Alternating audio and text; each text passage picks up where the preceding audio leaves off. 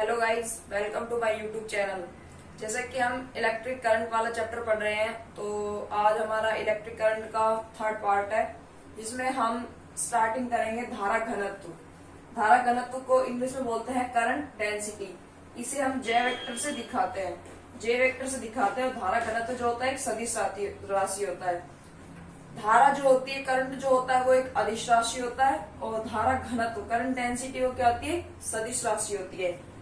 अब इसे हम इसकी डेफिनेशन होता है किसी एकांक काट क्षेत्रफल से एकांक समय में प्रवाहित आवेश की मात्रा को ही हम क्या कहते हैं, धारा घनत्व कहते हैं। तो J is equal to I upon A, एकांक काट क्षेत्रफल से एकांक समय में प्रवाहित होने वाली आवेश की मात्रा। बल्कि धारा क्या होती है, करंट क्या होता है, एकांक समय में प्रवाहित होने वाली आवेश की मात्रा।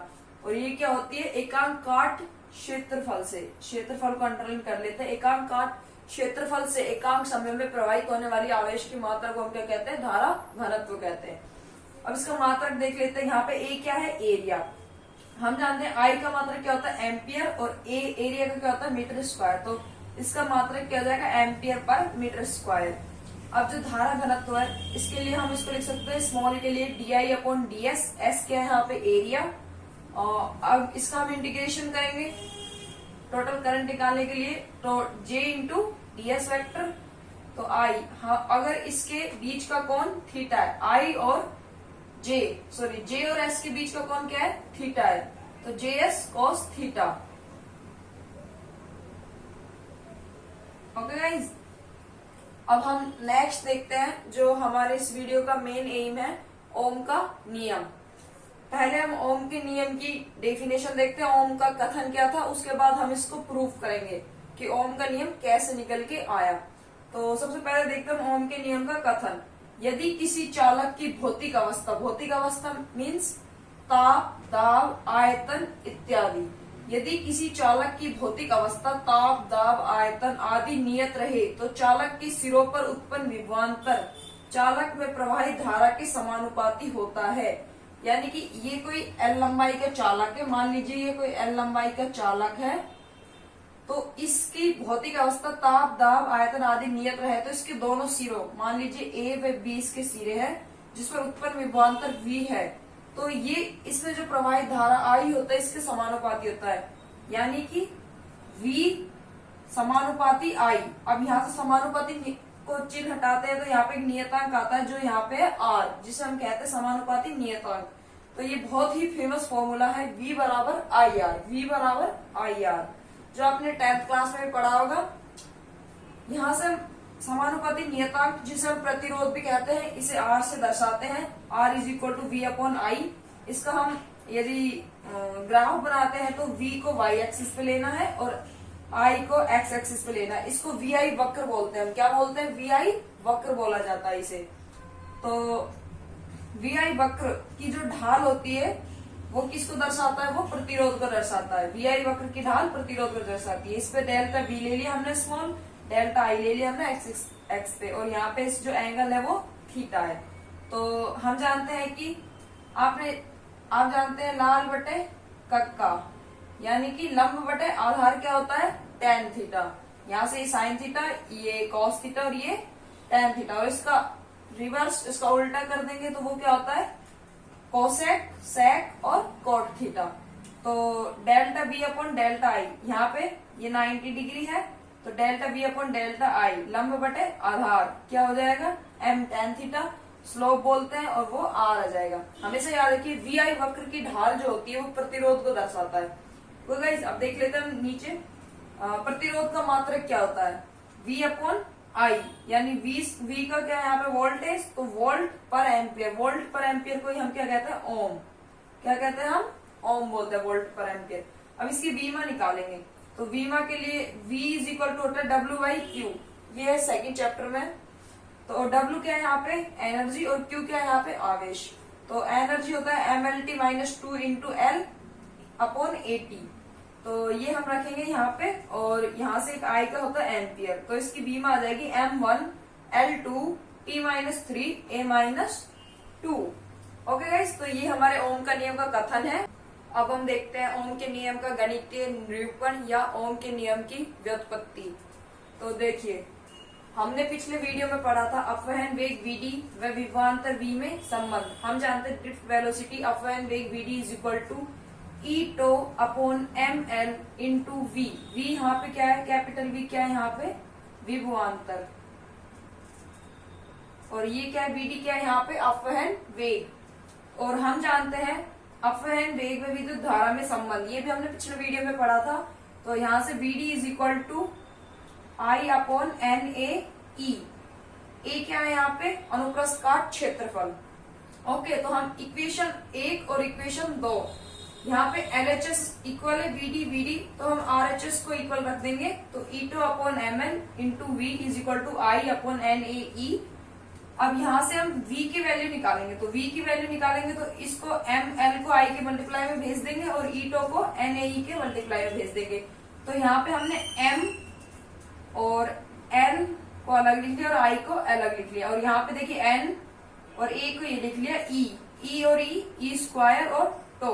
अब हमने इसको एक अलग तरीके से लिख लिया m upon N E square tau, क्योंकि ये होता है यहाँ पे प्रतिरोधकता, इसे बोलते हैं हम रो।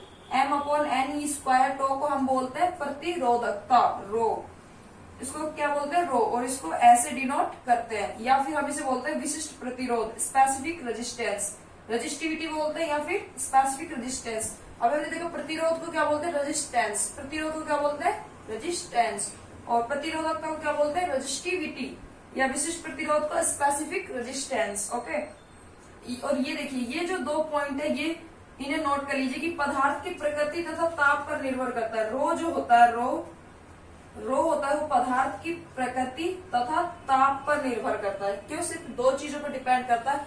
मान लीजिए पदार्थ है जो अलग अलग पदार्थ हो सकते हैं, अलग अलग धातु के बने हो सकता है जो चालक तार है, तो ये पदार्थ की प्रकृति और ताप पर निर्भर करता है। अगर एक क्वेश्चन है उसमें दिया हुआ है 2 पदार्थ दिए हुए हैं तो उनकी प्रतिरोधकता हमें अलग अलग लेनी पड़ेगी, या फिर क्वेश्चन में दी हुई होगी।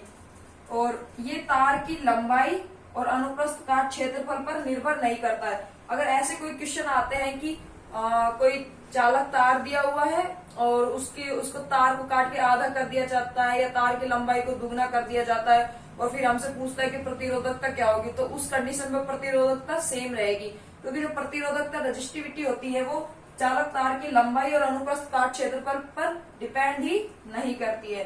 तो ये जो 2 पॉइंट है ये नोटिस करने के लिए है, और इनमें से क्वेश्चन आता है। अभी आगे देखिए, अब इक्वेशन 3 से हम क्या लिख सकते हैं, m upon N E square tau को हम लिख सकते हैं रो, तो v is equal to rho L upon A into I. अब यहाँ पे रो एल अपॉन ए होता है, वो होता है पदार्थ का प्रतिरोध, जो अभी मैंने आपको पढ़ाया था। r इज इक्वल टू होता है rho L upon A is equal to पदार्थ का प्रतिरोध। अब पदार्थ का प्रतिरोध किस पर निर्भर करता है, ये निर्भर करता है तार की लंबाई पर। ये जो तार है इसकी लंबाई के इस पर निर्भर करेगा, अनुप्रस्थ काट क्षेत्रफल पर, इसके अनुप्रस्थ काट क्षेत्रफल पर निर्भर करेगा, और तापमान और पदार्थ की प्रकृति पर निर्भर करता ही है। और जो प्रतिरोधकता थी वो सिर्फ तापमान और पदार्थ की प्रकृति पर ही निर्भर करती थी। R है वो धारा में विभवांतर पर निर्भर नहीं करता।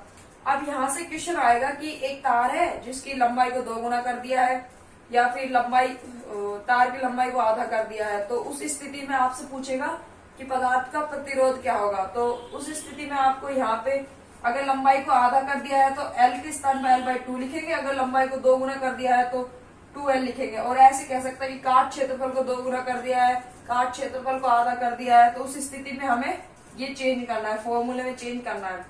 तो ये यहाँ पे इंपॉर्टेंट पॉइंट है, लंबाई और काट क्षेत्रफल पर डिपेंड करता है, बल्कि ये डिपेंड नहीं करता है। तो यहाँ से 1 नंबर का एग्जाम में डायरेक्ट क्वेश्चन आ सकता है, तो इन्हें नोटिस कीजिए।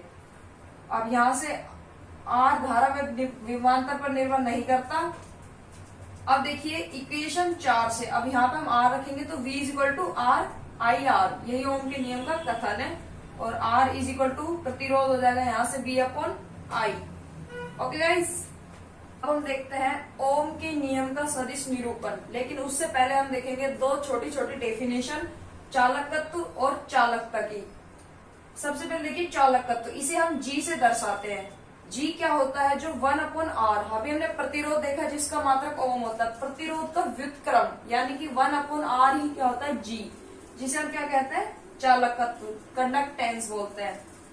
अब हम जानते हैं v is equal to I R से r is equal to V upon I, तो 1/r यहाँ से क्या हो जाएगा i अपॉन v, और 1/r को हम क्या कहते हैं g, चालकत्व, तो यहाँ से i upon v।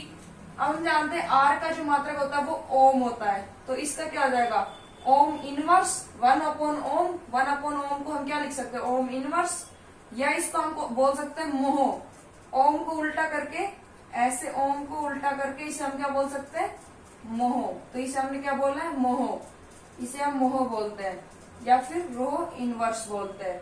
Okay, are की विमा होती है m1 L2 T-3 A-2, तो 1/r करेंगे तो इसकी विमा हो जाएगी m-1 L-2 T3 A2। अब नेक्स्ट देखिए चालकता या विशिष्ट चालकत्व, ये चालकत्व है और ये विशिष्ट चालकत्व, या इसे क्या बोलते हैं चालकता। कंडक्टिविटी है स्पेसिफिक कंडक्टेंस, इसे हम सिग्मा से रिप्रेजेंट करते हैं। अभी हमने देखा था प्रतिरोधकता, जिसे हम रो से दर्शाते थे।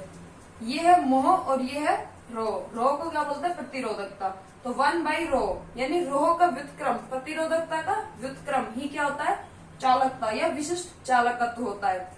अब रो की यूनिट कैसे निकालेंगे हम, r is equal to rho L upon A, तो rho r A upon L. A क्या है यहाँ पे एरिया, एल क्या है यहाँ पे लंबाई, ए अनुप्रस्थ का क्षेत्रफल है और एल क्या है चालकतार की लंबाई। तो यहाँ से r क्या होता है ओम, और एरिया का क्या होता है मीटर स्क्वायर, और एल का क्या होगा एम, तो यहाँ से एम कट जाएगा, तो ohm into metre. Ohm into metre किसका मात्रक होता है प्रतिरोधकता का, तो इसका मात्रक क्या होगा ओम इनवर्स मीटर इनवर्स, या फिर ओम इनवर्स हम क्या बोलते हैं, हमने देखा अभी चालकत्व से, इसे हम बोलते हैं मोह और मीटर इनवर्स, तो इसका हो जाएगा मोह मीटर इनवर्स। अब देखिए यहाँ से r is equal to rho L upon A है, तो इसका व्युत्क्रम लेंगे तो 1/r 1/रो ए अपॉन एल, तो 1/r को हम क्या बोलते हैं g चालकत्व, 1/रो को हम क्या बोलते हैं सिग्मा, अभी हमने देखा, और a अपॉन एल, तो यहाँ से sigma is equal to G L upon A, ये चालकत्व व चालकता में रिलेशन हो गया। ओके, अब हम देखते हैं ओम के नियम का सदिश निरूपण। तो ओम के नियम का सदिश निरूपण में हम जानते हैं ओम के नियम का कथन होता है v is equal to I R, इसे इक्वेशन 1 नाम देंगे हम। v क्या है चालक तार के सिरों पर उत्पन्न विभवांतर, i चालक तार में फ्लो होने वाला करंट, और r क्या समानुपाती नियतांक जिसे हम प्रतिरोध कहते हैं। हम जानते हैं r is equal to rho L upon A, तो इक्वेशन 1 और इक्वेशन 2 से v is equal to r की वैल्यू हम इसमें इक्वेशन 1 में पुट करेंगे रो एल अपॉन ए, तो यहाँ से 1/रो v अपॉन एल और i अपॉन ए। हम जानते हैं i अपॉन ए क्या होता है जे वेक्टर होता है, ये लिखा हुआ हमने i अपॉन ए क्या होता है जे वेक्टर होता है। 1/रो क्या होता है सिग्मा, और v अपॉन एल क्या होता है ई विद्युत क्षेत्र होता है, तो j is equal to sigma e, इसे सदिश रूप में हम लिख सकते हैं J vector is equal to sigma e vector. तो यही हमारे ओम के नियम का सदिश निरूपण है। अब हम देखते हैं ओमीय व अनोमीय पदार्थ। तो ओमीय पदार्थ को हम कहते हैं ओमिक सबस्टांस, और अनोमीय पदार्थ को कहते हैं नॉन ओमिक सबस्टांस। तो एग्जाम में ये 1 या 2 नंबर का क्वेश्चन आ सकता है कि ओमीय पदार्थ व अनोमीय पदार्थ में अंतर लिखिए। तो ओमीय पदार्थ क्या होते हैं, ओमीय पदार्थ वे होते हैं जो ओम के नियम का पालन करते हैं, जो वी आई अभिलाक्षणिक वक्र जिनमें एक सरल रेखा प्राप्त होती है, जैसे कि ये जो ओम के नियम का पालन करते हैं और वी आई अभिलाक्षणिक वक्र उनमें एक सरल रेखा प्राप्त होती है। एग्जाम्पल सभी धातु कुछ अपवादों को छोड़कर, सोना, चांदी, एल्यूमिनियम, तांबा आदि। अब देखते हैं हम अनोमीय पदार्थ, नॉन ओमिक सबस्टांस, वे पदार्थ जो ओम के नियम का पालन नहीं करते हैं या जिनमें वी आई अभिलाक्षणिक वक्र सरल रेखा प्राप्त नहीं होता है, जैसे कि निर्वात नलिका, ट्रांजिस्टर, अर्धचालक डायोड, टॉर्च बल्ब, विद्युत अपघटनी द्रव। इनके लिए ग्राफ कैसा आता है, इनके लिए ग्राफ जो होता है एक सरल रेखा नहीं आता है। इनके लिए जो वी आई अभिलाक्षणिक वक्र है, टॉर्च बल्ब के लिए ऐसा आता है, डायोड के लिए ऐसा आता है, और विद्युत अपघटनी द्रव के लिए ऐसा आता है। पहले इंक्रीज होता रहता है फिर कांस्टेंट हो जाता है। अभी हमने देखा प्रतिरोध। प्रतिरोध क्या होता है जिसे हम R से दर्शाते हैं। अब प्रतिरोध की डेफिनेशन क्या होती है, एग्जाम में आएगा तो हमें क्या लिखना है, हमें लिखना है किसी चालक का वह गुणधर्म जो चालकों में विद्युत धारा प्रवाह का अवरोध करता है, विद्युत धारा प्रवाह का अवरोध करता है। यानी कि अगर मैं इस डायरेक्शन में जा रही हूँ तो कोई मुझे इधर की तरफ धक्का लगा रहा है, मुझे उस डायरेक्शन में जाने से रोक रहा है, तो वो क्या है? प्रतिरोध। जो मुझे इस डायरेक्शन में आगे बढ़ने से रोक रहा है उसे हम क्या कहते हैं? प्रतिरोध कहते हैं। तो वही है कि किसी चालक का वह गुणधर्म जो चालकों में विद्युत धारा प्रवाह का अवरोध करे, उसे ही हम कहते हैं प्रतिरोध। इसे हम आर से दर्शाते हैं। आखिर अवरोध क्यों करता है? हम जानते हैं कि एक चालक तार है जिसकी एल लंबाई है और इसमें अगर करंट फ्लो हो रहा है तो इसके दोनों सिरों ए व बी पर उत्पन्न विभवांतर वी है। तो हम जानते हैं कि इसमें जब मुक्त इलेक्ट्रॉन जो इधर वाले डायरेक्शन में आते हैं तो धारा क्या होती है? इस डायरेक्शन में फ्लो करती है। इसमें जो इलेक्ट्रॉन होते हैं वो यादृच्छिक गति करते रहते हैं। जब इलेक्ट्रॉन रैंडमली गति करते रहते हैं, इधर इधर इधर किसी भी डायरेक्शन में यादृच्छिक गति करते रहते हैं, तो उन इलेक्ट्रॉनों के मध्य टक्कर भी होती है। तो टक्कर होती है तो गति में क्या होता है? अवरोध उत्पन्न होता है। तो जो टक्कर के कारण गति में अवरोध उत्पन्न होता है उसे हम क्या कहते हैं? प्रतिरोध कहते हैं। उसे हम क्या कहते हैं? प्रतिरोध कहते हैं। देखिए, जैसे कि रेलवे स्टेशन होता है, रेलवे स्टेशन पर बहुत सारे लोग होते हैं, वो रैंडमली किसी भी डायरेक्शन में जाते रहते हैं। तो अब वो लोग आपस में अगर टकराते हैं, मान लीजिए मैं हूँ रेलवे स्टेशन पे हूँ, तो मैं किसी से टकराऊंगी तो मेरी गति में अवरोध उत्पन्न होता है। तो उस अवरोध को ही हम क्या कहते हैं? रेजिस्टेंस कहते हैं। उसे ही हम प्रतिरोध कहते हैं। तो वही है कि किसी चालक में मुक्त इलेक्ट्रॉन है, उसके सिरों पर विभवांतर उत्पन्न होता है। अगर उसमें आई धारा प्रवाहित होती है तो और वो यादृच्छिक गति करते रहते हैं, तो जिससे विद्युत धारा का फ्लो होता है। लेकिन इलेक्ट्रॉन जो होते हैं आयनों से टकराते भी हैं तो अपनी गति के दौरान, तो इससे इलेक्ट्रॉन की गति में अवरोध उत्पन्न होता है। उसे हम क्या कहते हैं? प्रतिरोध कहते हैं। तो आज के लिए इतना ही। मिलते हैं नेक्स्ट वीडियो में। अगर आपको वीडियो अच्छी लगे तो चैनल को सब्सक्राइब करें, अपने दोस्तों में ज्यादा से ज्यादा शेयर करें।